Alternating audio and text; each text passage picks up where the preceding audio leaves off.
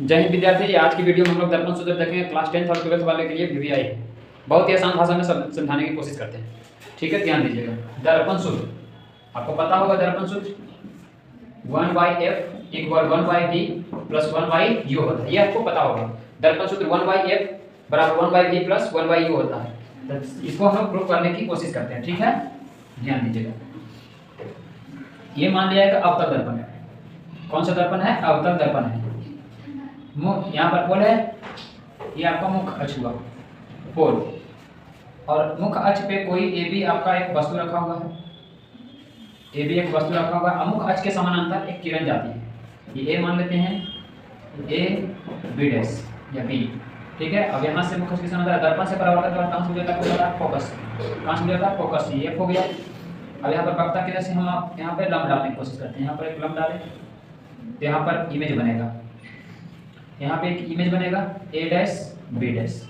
यहाँ पर इमेज बन गया ए डैश बी डैश पर। यहाँ पर कोई व्यक्ति खड़ा था तो इसका इमेज कहाँ बना? फोकस और वक्ता केंद्र के बीच ए डैश बी डैश इमेज बनता। मान लेते हैं यहाँ पर एम, ये मान लेते हैं एन। एम एन एक अवतल दर्पण है। लिखेंगे क्या? माना कि एम एन एक अवतल दर्पण है।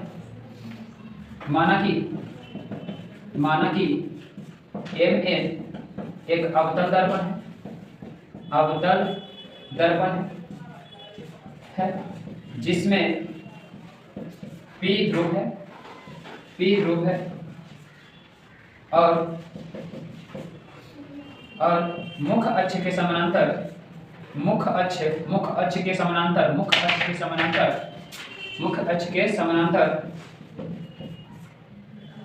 एक किरण आती है जो दर्पण से परावर्तन के बाद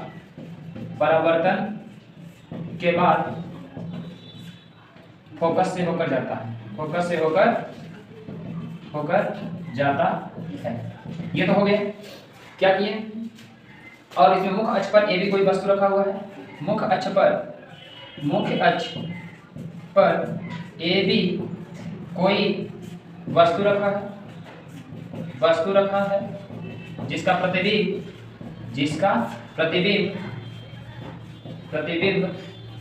ए डैश बी डैश पर बनता है। क्या किए? माना कि एम एन एक अवतल दर्पण है।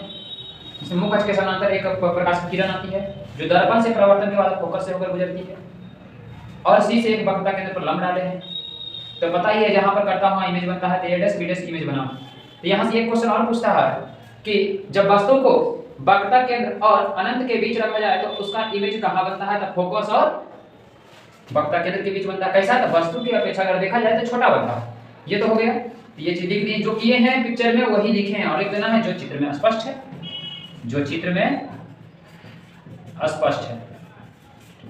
यहां तक आशा है कि समझ में आ गया होगा। ठीक है,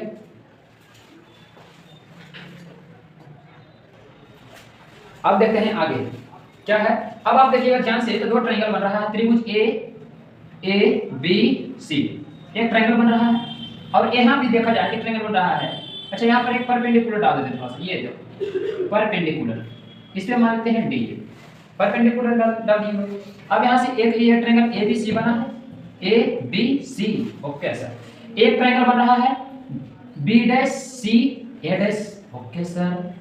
B dash A dash C या A dash B dash C, okay sir. ये भी एक ट्रायंगल बना है, एक ट्रायंगल ये भी बना है। Yes sir. तो लिखेंगे त्रिभुज A B C, okay sir. त्रिभुज A dash B dash C, yes sir. अब दोनों में क्या दिख रहा है कि यहाँ भी 90 डिग्री बन रहा है, यहाँ भी 90 डिग्री बन रहा है।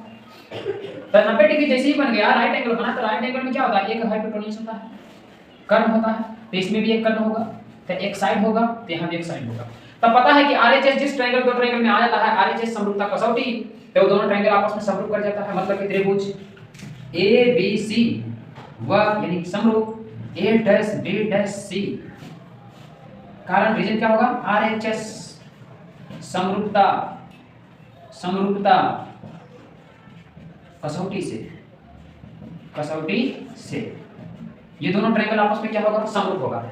इसमें भी 90 बना, इसमें भी 90 बना, ओके सर। इसमें भी लंब आया, इसमें भी हाइपोटेन्यूज आया, इसमें भी हाइपोटेन्यूज है, ओके सर। इसमें भी एक साइड आया, इसमें भी एक साइड आया, ओके सर। तो जब दो ट्रायंगल आपस में समरूप कर गया तो क्या होता है लंब बटा लंब आधार बटा आधार। आप पढ़े हो क्लास 10 में जब कोई दो त्रिभुज समरूप होते हैं त्रिभुज में तो उनके संगत भुजाएं एक ही अनुपात में होते हैं और संगत कोण बराबर होते हैं। ये पढ़े तो लंब बटा लंब तो एबीसी में इस ट्रायंगल में लंब क्या है तो ए बी है सर। ओके सर इसमें लंब क्या है तो इसको इस ट्रायंगल को अगर देखा जाए इस शेप में तो कुछ ऐसा दिखेगा ये बी डैश ए डैश सी। तो यहां पर अगर लंब देखा जाए तो ये आपका परपेंडिकुलर है ये आपका परपेंडिकुलर है। ओके सर तो ए डैश बी डैश होगा ए डैश बी डैश इक्वल लंब बटा लंब आधार बटा आधार। आधार इस ट्रायंगल में क्या है एसी है। ओके सर इस ट्रायंगल में आधार क्या है तो बी डैश सी है। ओके सर बी डैश सी है ये हो गया बी डैश सी हो गया। इसको मान लेते हैं हम लोग लेट इक्वेशन नंबर 1 माना। अब क्या करेंगे तो अब देखेंगे उसी प्रकार से एक ट्रायंगल यहां बना और एक ट्रायंगल यहां बना यानी कि ट्रायंगल त्रिभुज एम एफ डी व triangle A dash B dash C. Okay sir A dash B dash C. Okay sir यहां पर बना एक ट्रायंगल देखिए यहां भी 90 बन रहा है यहां भी 90 बन रहा है। इसमें भी एक बेस है इसमें भी एक बेस है इसमें भी हाइपोटेन्यूस है इसमें भी हाइपोटेन्यूस है कर्ण है आधार है और एक 90 डिग्री है। तो आरएचएस समरूपता को समझिए ये दोनों ट्रायंगल जो है क्या कर गया समरूप कर गया। ये दोनों जो ट्रायंगल है समरूप कर गया समरूपता गुण से। तो क्या लिखेंगे त्रिभुज F D M F D व triangle A dash B dash C क्या हो गया समरूप हो गया। अब समरूप हो गया तभी बताएं कि लंब बटा लंब आधार बटा आधार होता है। तो लंब इस ट्रायंगल में देखा जाए एम एफ डी में अगर लंब देखा जाए तो क्या हो जाएगा एम डी होगा। ओके सर इसमें लंब क्या होगा तो ए डैश बी डैश होगा। ओके सर इक्वल आधार बटा आधार तो इसमें आधार क्या होगा एफ डी होगा। ओके सर इसमें आधार क्या होगा तो इसमें आधार यहां से होगा ये वाला बेस होगा इस शेप का आपका ट्रायंगल बनेगा। Okay sir A B dash A dash F ये हो गया आपका कर्ण ये आपका हो गया आधार ये आपका हो गया लंब। तो लंब बटा लंब हो गया तो लंब तो ए डैश बी डैश लिख चुके हैं आधार बटा आधार हो गया इसमें F B dash F B dash F. इस ट्रायंगल की अगर बात किया जाए आधार तो एफ डी हो जाएगा इस ट्रायंगल की अगर बात किया जाए तो एफ डी हो जाएगा। अब यहां से हम लोग को क्या दिख रहा है कि चूंकि अगर यहां पर ये दोनों रेखा अगर देखा जाए ए बी और एम डी ये दोनों आपस में क्या है पैरेलल है ये दोनों आपस में क्या है पैरेलल है। तो पैरेलल होगा तो क्या हो जाएगा चूंकि A B parallel M D है जब दो रेखा पैरेलल है तो दोनों आपस में इसलिए क्या होगा ए बी बराबर एम डी होगा तो यहाँ पर लिख सकते हैं एमडी की जगह पर क्या लिख सकते हैं एडी हम बराबर तुम बराबर हम। आप कहावत सुनेंगे तो एबी की जगह पर क्या डालेंगे एमडी की जगह पर एबी डालेंगे तो एबी बटा A dash B dash. Okay sir बराबर एमडी की जगह पर एबी डाल दिए बाकी जो है वही लिख रहे हैं एफ डी बटा बी डैश एफ। एक काम और करना है यहाँ पे एमडी की जगह पर दोनों बराबर है तो एमडी की जगह पर एबी लिख दिए तो कुछ लिखा होगा समीकरण एक आप देख सकते हैं एबी बटा AB dash B dash AB बटा ए डैश बी डैश है। ओके सर यहां से क्या होगा अब यहां लिखेंगे चूंकि डी बिंदु पी के सन्निकट कर दो डी बिंदु पी के सन्निकट है डी बिंदु पी के सन्निकट है तो क्या हो जाएगा तो क्या होगा अगर इस डी बिंदु को अगर यहां कर दिया जाए तो यानी कि पी एफ जो है अगर डी बिंदु इसके निकट आ गया मान लीजिए इस डी बिंदु को यहां फिक्स कर दे इस डी बिंदु को उठाकर यहां रख दे तब एफ की जगह पर डी पी की जगह पर डी भी तो जा सकता है अर्थात पी एफ डी हो जाएगा बराबर ये दोनों कंडीशन होगा। अगर इस डी बिंदु पी के सन्निकट है समझने की कोशिश कीजिए अगर यहां पर चला है यानी कि एफ डी बराबर जो होगा पी एफ के बराबर होगा। इस डी बिंदु को अगर यहां फिक्स कर दिया जाए तो एफ डी भी लिख सकते हैं एफ बी भी लिख सकते हैं दोनों तो दो भी बराबर हो जाएगा ना सन्निकट करेंगे ये होगा अर्थात लिख सकते हैं पी एफ बराबर एफ डी। ओके सर अब यहां से हम लोग पी एफ के जगह पर यानी एफ डी के जगह पर हम लोग पी एफ पुट कर सकते हैं इसके जगह पर हम लोग ये पुट कर सकते हैं स्क्रीनशॉट लीजिए फिर आगे चलते हैं। अब यहां से हम लोग क्या करेंगे पुट करेंगे ए बी बटा A dash B dash. Okay sir बराबर एफ डी के जगह पर हम लोग क्या पुट कर सकते हैं एफ डी की जगह पर पी एफ पुट कर सकते हैं यस सर पी एफ अब बटा बी डैश एफ ये हो गया। अब अगर देखा जाए इसको अगर मान लिया जाए इक्वेशन नंबर 2 मान लिया जाए माना इक्वेशन नंबर 2 तो देखा जाए तो LHS बराबर है तो RHS भी क्या होगा बराबर होगा। ये दोनों साइड अगर देखा जाए, ये साइड और ये साइड आपस में बराबर, ये दोनों साइड आपस में बराबर होगा तो क्या हम लोग लिख सकते हैं, इसलिए लिखेंगे समीकरण 1 हुआ 2 से। तो LHS बराबर है RHS क्या होगा बराबर, इस कंडीशन में लिख सकते हैं PF बटा B डैश F बराबर AC बटा B डैश BC डैश, ये लिख सकते हैं। अगर LHS बराबर है तो RHS बराबर होगा, ये देख सकते हो आप। ये दोनों बराबर है, ये दोनों बराबर था PF बटा B डैश F AC बटा BC डैश, ये हो गया। अब इसे हम लोग यहाँ से क्लीन कर देते हैं, ये वाला पार्ट्स आप उतार लिए होंगे। अब यहाँ से हम लोग क्या करेंगे, सबको परिभाषित करेंगे, सबको परिभाषा पे लाने की कोशिश करेंगे, यानी कि PF। तब PF को क्या कहते हैं, ध्रुव और फोकस के बीच की दूरी को कहते हैं फोकस दूरी, फोकस दूरी। Okay sir. और B डैश F को क्या बोलते हैं, B डैश F, ये डिस्टेंस को हम लोग कुछ भी नहीं कहते हैं, आपको पता होगा। Yes sir. अच्छा, AC को क्या बोलते हैं, AC को भी हम लोग कुछ नहीं बोलते हैं। Okay sir. और BC डैश को क्या बोलते हैं, BC डैश को यहाँ से यहाँ के डिस्टेंस को कुछ भी नहीं कहते हैं। Okay sir. तो करे क्या, तो यहाँ से हम लोग जोड़ घटाने की कोशिश करते हैं परिभाषा। PF तो ठीक है, फोकस दूरी कहते हैं, ठीक है, PF को PF रखो। चलो अब यहाँ से B डैश F को भी हम लोग बोले कुछ नहीं कहते थे क्या, अगर PB डैश में, क्योंकि यहाँ से यहाँ की बीच की दूरी को हम लोग बोलते हैं माइनस भी होगा चिन्ह परिपाटी से, ये माइनस F होगा। क्यों होगा, कहा कि इधर मापी गई सभी दूरी x अक्ष के ऋण दिशा में होती है, ये अवतल दर्पण है, इधर जो भी मापाएगा सब क्या होगा, नेगेटिव होगा। इधर जो भी जाता है तो पॉजिटिव जाता है, इधर जो भी जाता है तो नेगेटिव जाता है, इसलिए इधर आ रहा है, अगर ग्राफ के अनुसार समझा जाए तो ये नेगेटिव होगा। यहाँ ऑब्जेक्ट रखा हुआ है वस्तु, तो वस्तु की दूरी को हम लोग u बोलते हैं, यानी माइनस u होगा। Okay sir. P और वक्रता केंद्र के बीच की दूरी को क्या बोलते हैं, आप लोग बताने की कोशिश कीजिएगा। P और वक्रता केंद्र के बीच की दूरी को क्या कहते हैं, आप लोग बताने की कोशिश कीजिएगा। क्या कहते हैं, वक्रता त्रिज्या कहते हैं, यानी कि r हो जाएगा माइनस r, ये होगा यानी हम उसको लिखेंगे हम लोग। तो सबसे पहले उसी को हम लिख लेते हैं। तो क्या करते हैं कि यानी कि यहाँ पर से PF बराबर क्या हो गया, चिन्ह परिपाटी से,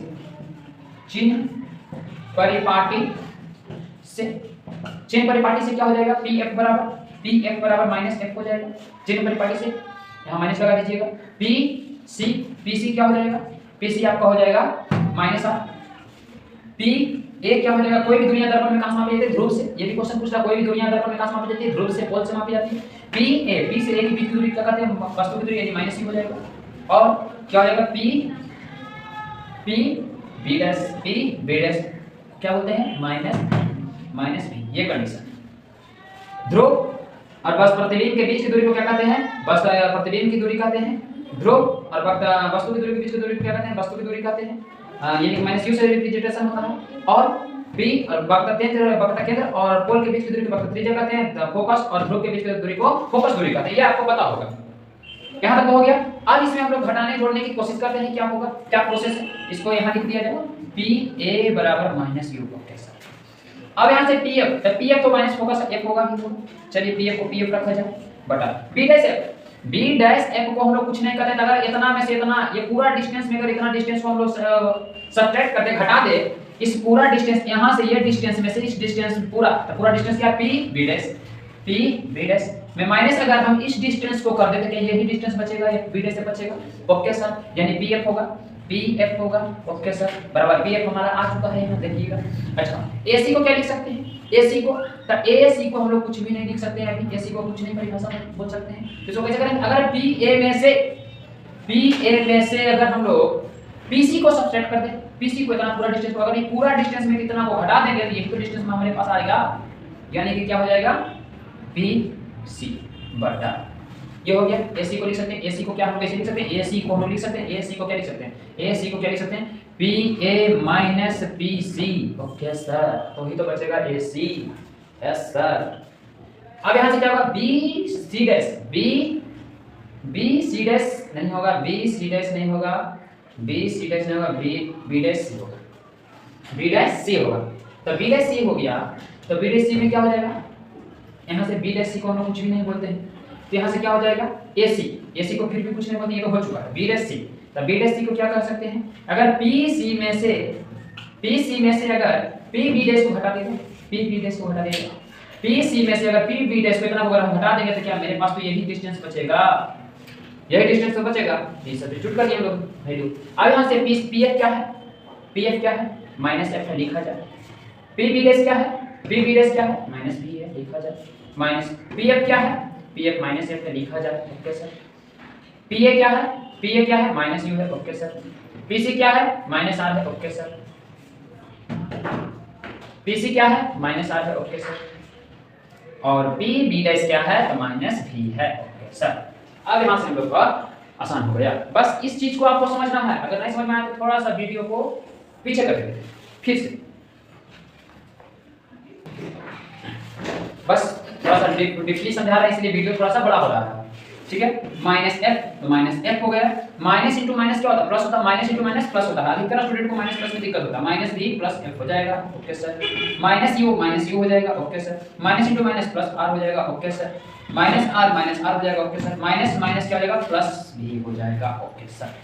अब आप देखो थोड़ा सा, अब आप थोड़ा सा देखो कि इसमें हम लोग को आर नहीं आना है, आर को हटाना है इससे। तो हम लोग एक सूत्र जानते हैं, सूत्र F बराबर R बराबर 2F या F बराबर क्या होता है, F बराबर R/2 होता है। यहाँ से करेंगे तो R बराबर क्या आ जाएगा, 2F हो जाएगा। ये आपको फॉर्मूला पता होगा। तो इसमें इस फॉर्मूला को हम लोग डायरेक्ट ऐसे ही क्यों लिखेंगे, R बराबर 2F ही लिख देंगे।